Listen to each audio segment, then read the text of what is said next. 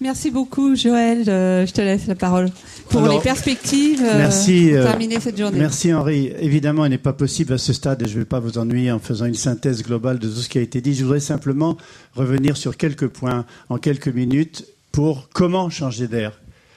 C'est ça la grande question. Après tout ce qu'on a dit, le constat, les résistances, les blocages, la pyramide de pouvoir, le vertical, le manque de capacité des politiques de changer et d'évoluer, on a beaucoup analysé. La question c'est comment, qu'est-ce qui est proposé? Il y a plusieurs mots qui me viennent et je ne vais pas les détailler, vous les avez entendus. Je reviens sur la notion de contournement. Une des premières idées, c'est face au monolithe constitué par les pouvoirs en place et les paradigmes soutenus et bétonnés par ceux qui les détiennent, il faut les contourner. C'est la position d'Adrien, c'est la position de pas mal de personnes qui ont parlé ce matin. Contournement. Deuxième approche, détournement. Et ça, j'ai beaucoup aimé ce qu'avait dit Cyril ici à ce fauteuil, disant il faut être comme des hackers qui se glissent dans les interstices du système et le changent de l'intérieur pour le faire évoluer. Ça, c'est le détournement. Il y a aussi une autre forme de détournement, c'est la démonstration de faisabilité. Nous, en science, et tu connais bien ça, Henri, on appelle ça « proof of the concept », la preuve du concept. Quelquefois, on n'a pas eu le temps ni la possibilité de faire une manip, une expérience, mais on fait la preuve du concept. On appelle ça une démonstration de faisabilité. Et ça aussi, c'est un moyen de faire changer les gens et de faire changer les choses. On peut faire en petit, en micro, quelque chose qui a des macro-effets. C'est le détournement, pouvoir montrer qu'une autre chose est possible. Et là, je reprends une phrase de Jacques Monod qui disait « Les idées doivent être comme des virus. Il faut qu'elles créent une épidémie, et qu'on soit à la base d'une épidémiologie des idées, que les gens se sentent contaminés pour qu'ils puissent les appliquer. » Voilà un autre mot que j'aime beaucoup, et il est très proche même d'un titre d'un livre d'Henri Atlan, c'est le cristal. Je pense que les structures cristallisées, les structures rigides, les structures qui ne veulent pas ou qui ne peuvent pas changer sont comme un cristal. Or, j'aime beaucoup le mot de fusion. Parce que fusion veut dire que le cristal peut fondre.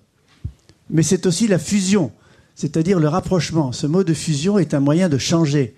On peut changer en faisant fondre les cristaux. Comment on les fait fondre? Par la chaleur, par le lien social, par le lien humain, par la vibration, par le mouvement, par le flow, par le flux. Donc le cristal peut se désolidifier et il peut fondre et changer. Donc voilà des moyens de changer qui sont appliqués par beaucoup de personnes qui font partie de ce groupe Flow qu'on a créé avec Véronique Angers, Fluidité, Liberté, Ouverture, Wiki ou Génération Y. Quand jadis on demandait à des jeunes comment faisaient leurs parents pour créer des entreprises, ils disaient on va voir un banquier avec un business plan sur 5 ans, on fait une étude de marché, et le banquier ne nous prête de l'argent que si on est capable de prouver que sur 5 ans, il y a un marché et que le produit va fonctionner. Ils ne font plus du tout ça maintenant. Ils se mettent à 3 ou 4. Voilà comment on peut changer. Un ou une qui est expert en informatique, l'autre en marketing, l'autre en sciences sociales, en sciences humaines. Ils mettent 1 000 euros. Je connais 3 ou 4 entreprises qui aujourd'hui ont créé des emplois et valent des millions d'euros avec 1 000 euros de mise. Mais simplement, qu'est-ce qu'ils vont faire? Ils vont faire la proof of the concept. Ils vont faire la démonstration de faisabilité. Ils créent un site web, ils vont voir des futurs clients éventuels, ils regardent comment les gens réagissent à leur idée et à partir de là, ils construisent en micro et ils amplifient en macro. Et ils deviennent d'entreprises unipersonnelles multinationales. Voilà les clés possibles du changement, le détournement, la fusion, la disruption, dont on a aussi beaucoup parlé. J'en ai parlé aussi ce matin dans mon exposé introductif. Et en plus de la disruption, ce que j'ai appelé, vous vous souvenez de ce mot, et Patrick, je t'en ai parlé souvent, la subversion. C'est-à-dire être subversif, mais en utilisant les outils technologiques à notre disposition, que vous connaissez tous, qui vont de Twitter à Facebook, en passant par les blogs, les journaux citoyens.